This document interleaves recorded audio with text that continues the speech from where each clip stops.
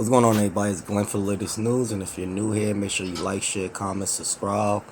We're gonna get into Saturday night's main event from last night, which wasn't a bad show, but it was, like, in my opinion, very predictable. Like, I already pretty much knew the outcome before the outcome even came about.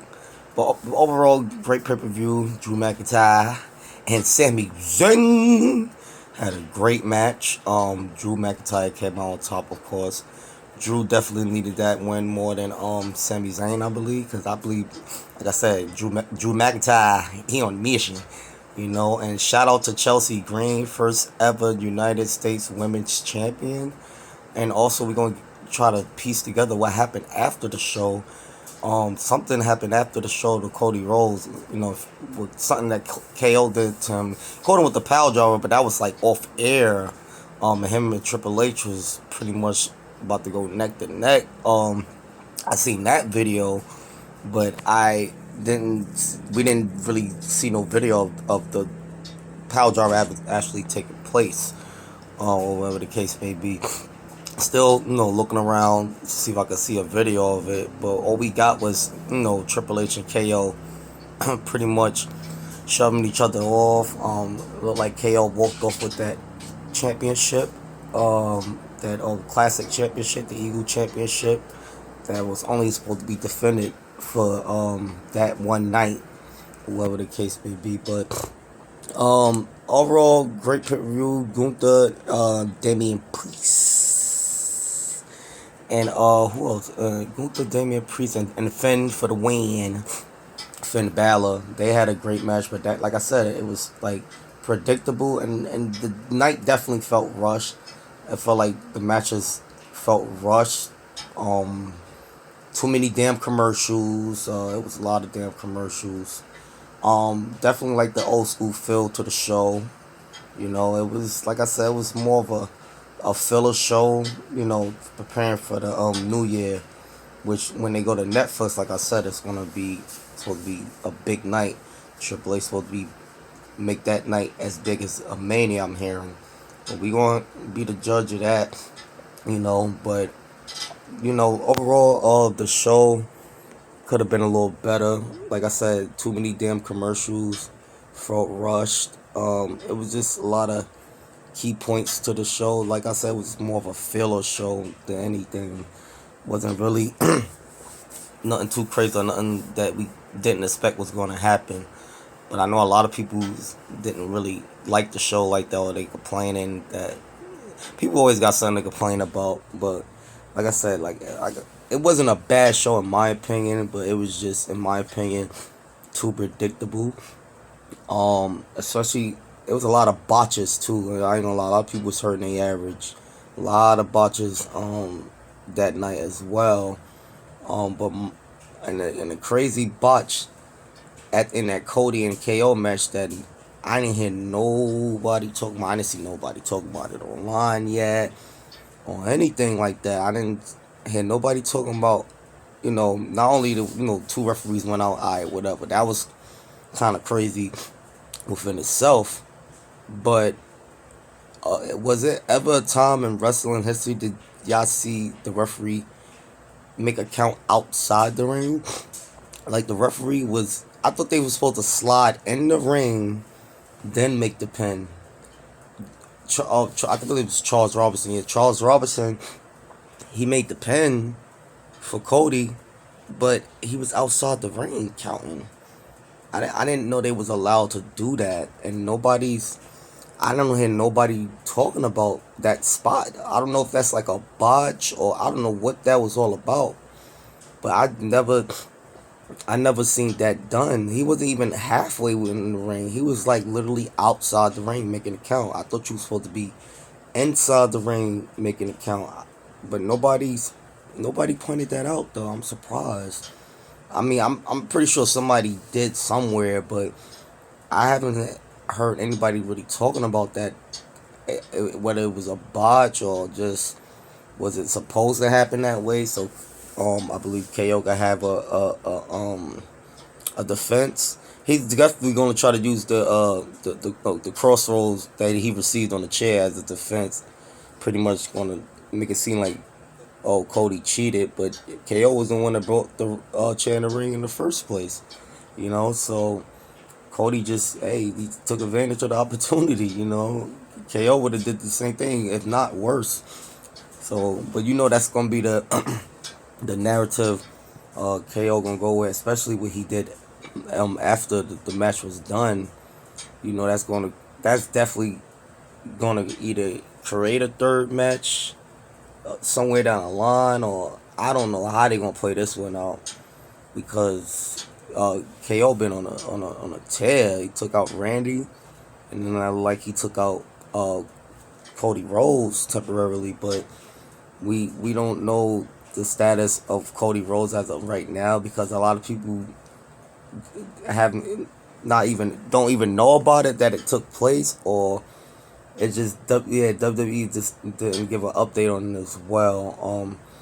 I guess they're gonna play this out to I guess, excuse me, to SmackDown, or maybe even for Raw tomorrow night. Maybe they'll talk about it there, or maybe they just hold off to SmackDown, since KO and Cody Rhodes is SmackDown superstars as of right now. Cause like I said, the draft, I don't know how they doing this draft thing. It's like they just swapping, talent out of nowhere and just putting them on the show and just keeping them on the show. I don't even know if it's going to be like a draft this year. It probably still be a little draft, to make it seem more a little professional. Because you still got the NXT stars, that it's about to be called up. Probably like a Trick Williams or a Obi Fema, or somebody or probably a Ethan Page. Maybe not Ethan Page. Maybe he's not quite ready yet, but it's still up in debate. But maybe Ethan Page could be ready. Who's to say? A lot of people feel like he is ready, so it could be somebody like him, or it could be one of the NXT women's division, as a Nikki Lyons, or I don't really check out NXT like that, but I know of some of they big names, or somewhat they big names over there, especially like a Trick and a Obi. Everybody, and what West was it Leslie?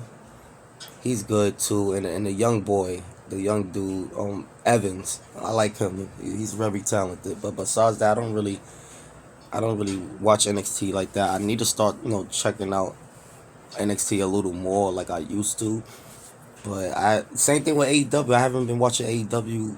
I'm trying to get back into it, but AEW, I don't know what they've been doing. I ain't even looking at no highlights. Maybe I could just start off that way, just looking at some highlights of some AEW. I want to get back into it. I mean, I've been following what they've been doing, with Bobby Lashley and Shelton and MVP and Swerve Strickland, but minus that, I don't really hear about much that they doing. So I haven't really been checking them out like that. But like I said, maybe I'll start with excuse me, like a little recap show or something, instead of watching a whole episode. Maybe, I don't know, but overall, we get back to Saturday Night Main Event. Like I said, it was a decent show, more of a filler show, leading up until they really just getting prepared for next year. They most of the shows, the rest of the shows this week, I believe, is pre-tape shows. There's no, I believe they at the Saturday Night's Main Event, they go on vacation, if I'm not mistaken, because there's no more pay-per-views this month. Pay-per-views is done for December, and I think all other shows for the rest of the year is pre-taped. So I believe they going to be taking a vacation as of now. They should already be on vacation.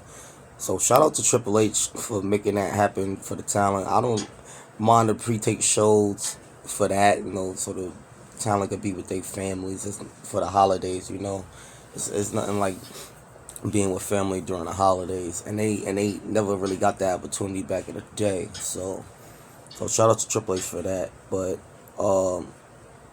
great show. Like I said, it was predictable. That's why I'm gonna rate it like a 8.5. Only because it was still a decent show, and then the old school feel with the Eagle Championship with Cody, and then what happened at the end of the night that nobody got to see. only the video that been circling around with Triple H and KO, shoved each other back and forth, and it's looking like KO was about to.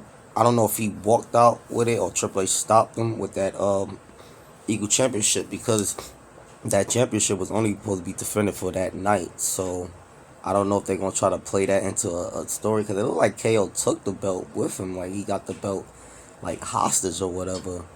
I'm not too sure, because it looked like he posted something online with it too, because he's on social media. He posted something. I didn't get to really read it, but he had the championship too with him. So I don't know. Maybe he did like steal that championship, and Triple H. I don't know, man. Triple H, there's only so much he could do. Triple H he can't wrestle no more, man. He got a heart condition. He can't. It's only so much he can do with KO.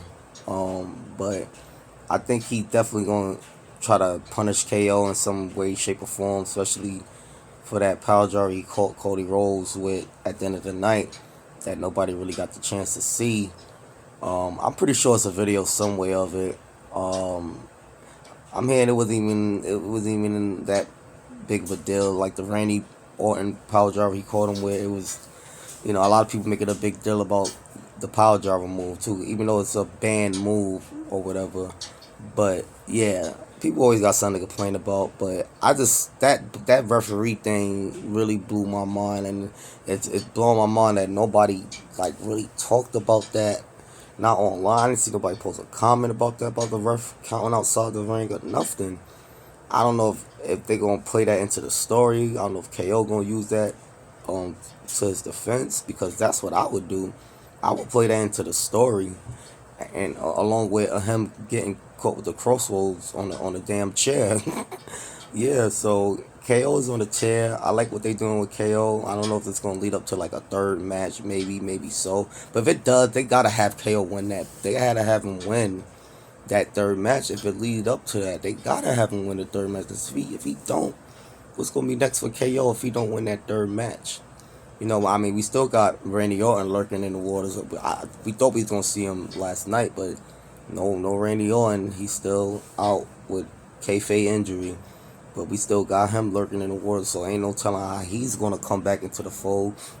But I feel like if KO and Cody Rhodes have a third match, KO should definitely win that. Or that's when, if he don't win it, that's when Randy Orton should come in back there. Well, I feel like he will come back and cause interference on that third match. But yeah, you guys let me know what y'all thought about Saturday night's main event. Like, share, comment, subscribe. And I will be back here Monday night for the Monday Night Raw review to see how that turns out. You guys have a blessed day.